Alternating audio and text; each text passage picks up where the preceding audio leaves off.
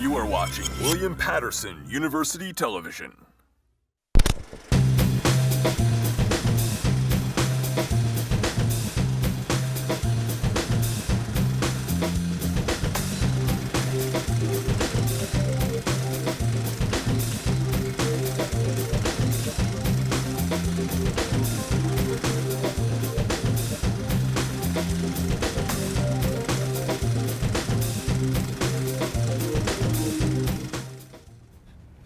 Welcome back to SFA Presents, where we exhibit the works of the talented filmmakers here at William Paterson University. I'm your host, Johanca Vallejo, and today we have Heberth Rojas. Heberth, also known as Hebby, is a highly active member of the William Paterson Student Film Association, has made various other films in his college career, and is also a well-known actor in the SFA team. Today, we are here to discuss this hilarious film he submitted to the 24th Annual Film Festival, Rehabilitate. Heberth, or Hebby, how are you doing today? I'm doing pretty good. I'm excited to talk about Rehabilitate. So I'm not going to lie, this is one of my favorite films that you have made. Thank you. It was one of my favorite films that were submitted to the 24th Film Festival. So I just want to know, how did you come up with this film? Rehabilitate? I came up with Rehabilitate because we made Weave Hunters, which was the prequel of Rehabilitate. It was like a side thing we were given by the SFA to do, a challenge of making a film using a phone. Is that so? Yes, so that was something, and then I decided, you know what, let me continue what happens afterwards, because it ended in like a way that I want more to talk, more to show. So then Rehabilitate happened, and I was like, this could work out. This could work out. Okay, all right. So the word weeb, what exactly is a weeb? What exactly is a weeb? Okay, so like a weeb, it's someone who really enjoys the Japanese animation as well as the culture of Japan. They really, I could say I am a weeb. I'm not, I'm the good ones, okay, but it's like a phonetic, more simple ways of phonetic. So like, you have like people that are really into the sports. I'm really into the Japanese animation. Okay, all right, no problem. Stuff. Yeah. All right, so rehabilitate. So you're basically creating a word here. So Rehabilitate. Okay, so rehabilitate is the character within the film of Weave Hunters going through a rehabilitation. Okay. All right, he's going through rehab of trying to like not be a weeb anymore. In a way, he's trying to grow up. So he's just talking about like how was the trauma when he was house raided, and all this. But yeah, that's what Rehabilitate is basically all about. It's a mockumentary of someone that was once a weeb, just trying to move on. All right, so earlier we talked about the first film that you made, the one that was an SFA challenge. Yes. We briefly discussed it, but can you go into depth about what Weeb Hunters actually was? Like what is the plot in that story? So the plot of the film was a group of bounty hunters that are after the really absurd weebs of the community. So they basically get a phone call about like, oh, there's this really hardcore weeb and he needs to get fixed. So they basically come into the house, and they start raiding in place, and here comes the character I played as, the weeb, trying to escape, but unfortunately does not. And that's what Weave Hunters was about. And that's that. That's that. Okay. So now, was it hard to develop a continuation to Weave Hunters? Yes, because I thought Weave Hunters was just, hey, I did it for fun. I wasn't, the day of the shoot, it was really tough on me because I was not prepared. All that was improv, the lines and everything, the shots and all that was all improv. Because I had a group of people at Kyle's house, and then when Greg gave me that question, so what we're gonna do, I'm just like, good question. So we just went with it. We shot something, and then that was it. And I look back, I was like, you know what, maybe I could do a sequel because they really enjoyed the film at the end. They really, people liked it. So I'm like, you know what, I'll do it. So I was like, it would be kind of funny to see like what actually happens afterwards, like Weeb Hunters. Well, I'm glad that came to mind because like I said, it was one of my my favorite films in the 24th Film Festival. Well, enough talking about it. Why don't we actually take a look at it? Oh boy. Yeah, I'm thankful I survived the incident a year ago,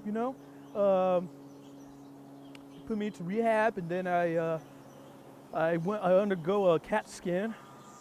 And then later on, they found out I got Weebophrenia. Yeah. I have diagnosed Mr. Rojas with Weebophrenia, one of the most serious diseases to ever exist. There's stuff flying around in his brain. I don't know what it is, but it's making him become a weeb. All my years that I studied in weebiology and psychology, I never seen a case like this. I don't know what's up with him. He thinks he's a weeb. Oh, I'm sorry, excuse my language, excuse me. But I'm just saying, he comes around here schlepping around with his anime dolls, acting like he's a weeb. I don't understand what's going on with him. I really don't get it. I'm trying to get him to a point where he's okay, but he just is convinced that he's a weeb. So we got this call from his caretaker, and with it came a photo of him in Japan, and we looked at it under a black light, and there was an anime girl like right next to him. I've seen some, but that kept me up at night. It still does. We got so terrified that we started calling him Akuma, Japanese devil. I cannot tell you how annoying it is living with this kid, all right? Every single day, it's something new. Last night, I walk in the door, okay? My friends are all over. Saturday night's for the boys, right? It's fine. It's all good. We're going to have a great night. I open the door. What's he doing? I walk in. He's jerking off with some 2D titties on the screens and some anime. How am I supposed to have a nice night out? Saturdays are for the boys. It always used to be this way. It was never anything different.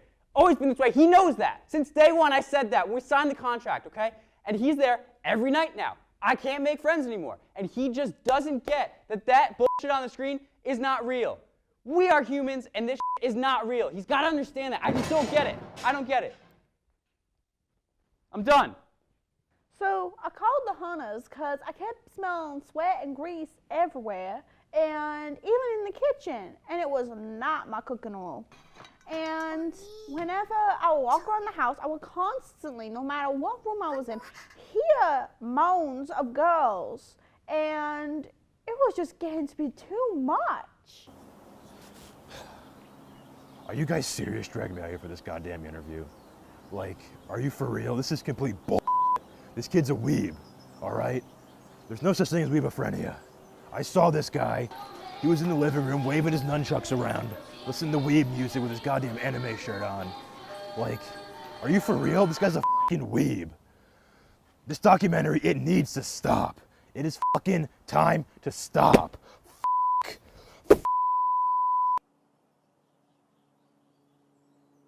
It's hard. Yeah, it's hard. Sometimes I hear here and there, but the doctor prescribed me with Weevax. I know anime, it's not real. I know Japan, it's not real. I know hentai is not real, but like, I'll get through this. I have a reason as to why it's my favorite, right? Wow. So now, comedy is a really hard genre to film. Like, what do you think made it so successful? The actors, I really worked with them to just say these lines in a specific way,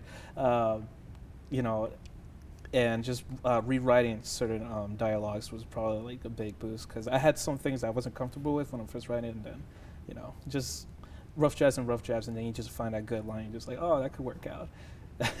Okay, so what do you think was your favorite part of the, not what do you think, what was your favorite part? What was my favorite part? I love Andrew's character. I remember when we were filming his interview, it was like 9 takes. I think it took a while because I wanted Andrew to flip out. I was like, Andrew, like I want you to get mad. He was like, and then he's like, yeah. Okay, I got this. He's such a sweet boy. Is. I wouldn't see it in him. He is, but and like, I'm just that part was just like a different part of him. It was like the last take, and I told Andrew, like, go all out, like freak out, go insane, like someone just spilled your Budweiser or something, just freak out, dude.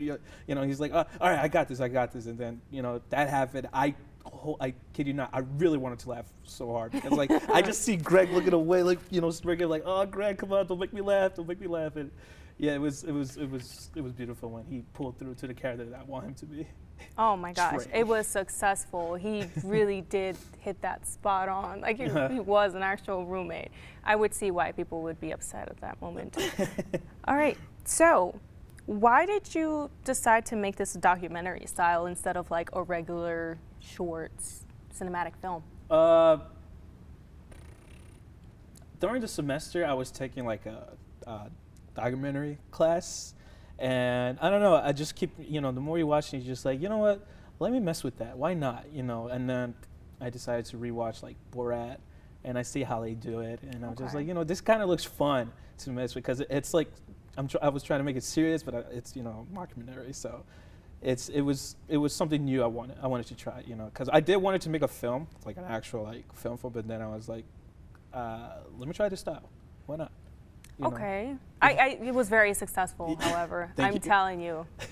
Spot on. Now, at the end or towards the end of the film, we see that it gets to a sad point. Right. We look at a basement. We're getting to that point that something may happen next. To be continued. Yeah. Is it going to be continued? At first, I was going to say no. But I've been asked by, peers and classmates, like, hey, are you ever going to do a third one? Why not? I wouldn't mind doing a third one. I have an idea, probably like, it's like years in the future, and he's like a father or something, with kids, and then oh my gosh, and then it comes back. Yeah, and then like this dude is like a weeb, and he's like trying to fight him or something. I have that type of an idea. I feel like that'd be pretty nice to finish it off with a third film.